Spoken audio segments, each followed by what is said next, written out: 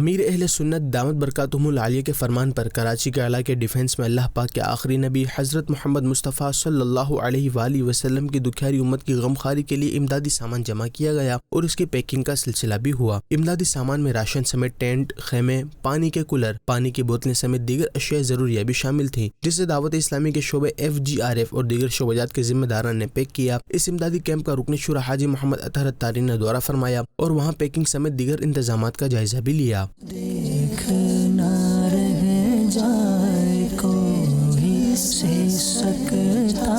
سپنا ہے یہ غیر نہیں، دیکھنا رہ جائے کوئی سے سکتا۔ سامان کی پیکنگ کے بعد ان کو 13 ٹرکوں پر لوڈ کیا گیا اور رکن شورا حاجی سید لقمان الطاری اور دیگر ذمہ داران یہ سامان لے کر سیلاب سے متاثرہ سندھ کے شہر نوشہر و فیروز پہنچے۔ اس موقع پر رکن شورا اور مقامی ذمہ داران نے مدنی خبروں کو بتایا۔ سیلاب زدگان کے لیے امدادی سامان لے کر آئے ہیں اور اس وقت ہم نوشہر و فیروز میں الحمدللہ حاضر ہیں، اور یہاں بے شمار ایسے علاقے ہیں جہاں واقعی پانی جمع ہے اور لوگ بیچارے پریشان ہیں، ان کے لیے الحمدللہ راشن، کھانے کا ترکیب اور الحمدللہ میڈیکل کا نظام الحمدللہ ہم لے کر آئے،